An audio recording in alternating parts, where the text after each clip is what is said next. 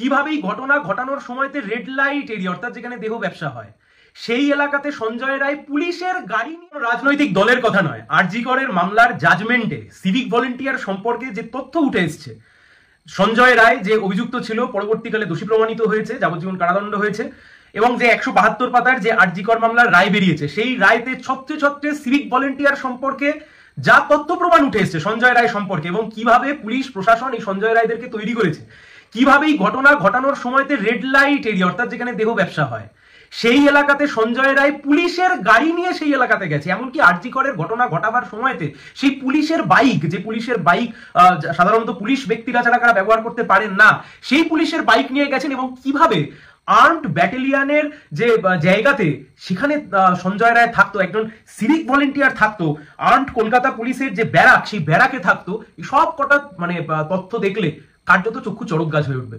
প্রথমেই আপনারা এখন যেটা দেখতে পাচ্ছেন এটা হচ্ছে জাজমেন্টের 47 এবং 48 নম্বর পাতা, যেখানে কনস্টেবল চন্দন ভৌমিক তিনি একজন সাক্ষী দিতে এসে বলছেন যে Sanjay Roy used to stay at the barrack of 4th battalion at Salt Lake and he was a civic volunteer.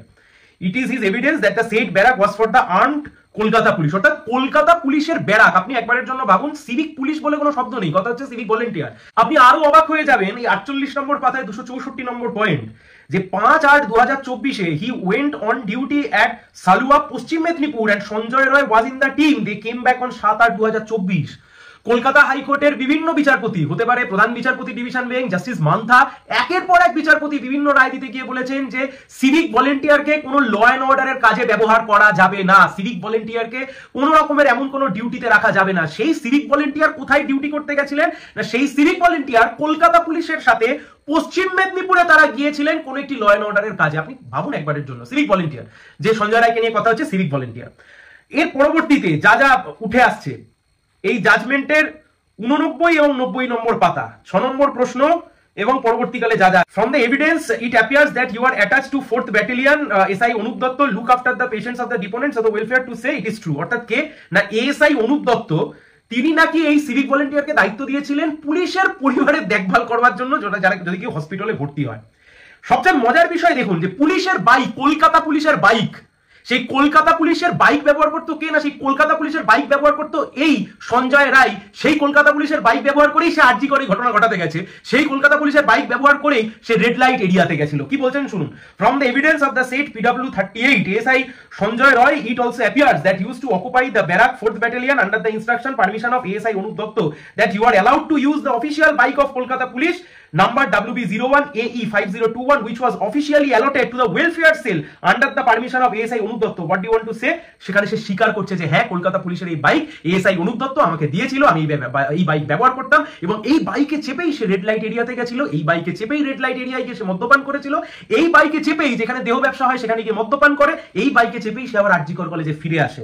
কোথা থেকে, এবং আপনারা যদি ঠিক তার পরের পৃষ্ঠা, সেই পরের পৃষ্ঠাতে আপনারা যদি চলে আসেন যা আপনাদের সামনে এখন দেখা যাচ্ছে, বলছে দা from the evidence of said PW33 it appears that Shobha Bazar both of you went to red light area of Chetla locality by availing the said motorbike of Kolkata police সেই একই number WB01 AE 5021 after reaching both of you had consumed beer. What do you want to say? It is the fact on the way we took some Maggie and we went to red light area of Chetla and we have consumed beer. শুধু তাই নয়, এর পরেরটা আরো ভয়ঙ্কর। এর পরেরটা বলছি it appears that they went to the room of one prostitute, অর্থাৎ সঞ্জয় রায় এবং আরেকজন ব্যক্তি ওই যে পুলিশের গাড়িতে করে দেহ ব্যবসা যেখানে হয় সেখানে গেছিল, সেখানে যারা দেহ ব্যবসা করেন একজন প্রস্টিটিউট, সেই প্রস্টিটিউটের ঘরে তিনি ঢুকেছিলেন, সঞ্জয় রায় বাইরে অপেক্ষা করছিলেন। তারপর সেই ব্যক্তি সঞ্জয় রায় সেই পুলিশের গাড়িতে করে চেপেই আরজি করে ফিরে আসেন, এবং আরজি করে তারপর যা ঘটনা ঘটে তা আমাদের কম বেশি সবার জানা, তা আমরা কম বেশি সবাই গোটা বাংলার লোক এখন আমরা জেনে গেছি। এবার একবারের জন্য ভাবুন তো, সিভিক ভলেন্টিয়ার, সিভিক পুলিশ বলে কিছু হয় না, সিভিক ভলেন্টিয়ার। মমতা ব্যানার্জির মাথা থেকে, ব্রেন থেকে নতুন করে বেরিয়েছে সিভিক ভলেন্টিয়ার। আমাদের বলছি ছেলেপুলেরা যারা জীবনে না পুলিশ হতে পারবে না অন্য কিছু হতে পারবে, তাদের সিভিক ভলেন্টিয়ার করে রেখে দিয়েছে, না এরা পুলিশ ফোর্সের কেউ, অথচ পুলিশ ফোর্সরা তাদেরকে ব্যবহার করছে, দিনের পর দিন তৃণমূল তাদেরকে বিভিন্ন কুকীর্তির জন্য ব্যবহার করছে। দিনের শেষে এখানে আপনারা দেখতে পাচ্ছেন যে কলকাতা পুলিশের বাইক, কলকাতা পুলিশের ব্যারাক, সেখানে পর্যন্ত সিভিক ভলেন্টিয়ার ঢুকে গিয়ে বসে আছে।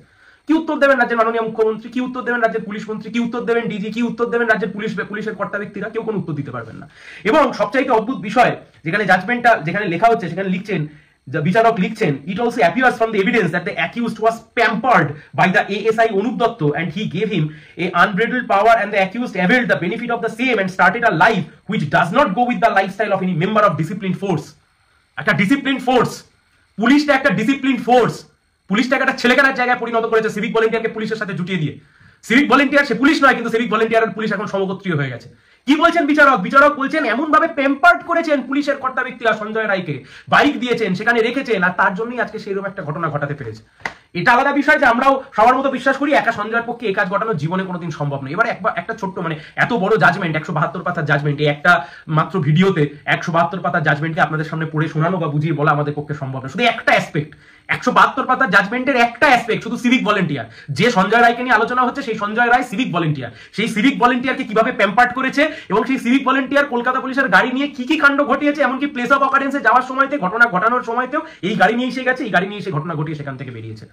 একবারের জন্য ভাবুন কোথায় দাঁড়িয়ে আছি আমরা, একবারের জন্য ভাবুন। আমি টালা থানার ওসি, টালা থানার আইও যা ঘটনা ঘটিয়েছে সে পরের ভিডিওতে আমি নিশ্চয়ই আপনাদেরকে বলবো, কোন একটি ভিডিও করে, যে ওই আনন্যাচারাল ডেথ, ইউডি কেস, ফাঁকা ব্ল্যাঙ্ক রেখে দিয়ে কি কাণ্ড ঘটিয়েছে, কোন মুখে রাজ্য সরকার কথা বলছে, কোন মুখে এখনো মমতা বন্দ্যোপাধ্যায় কথা বলছেন, কোন মুখে এখনো মুখ্যমন্ত্রী কথা বলছেন, আমাদের জানা বোঝার মধ্যে নেই। কারণ এই জাজমেন্ট সবার পড়া উচিত।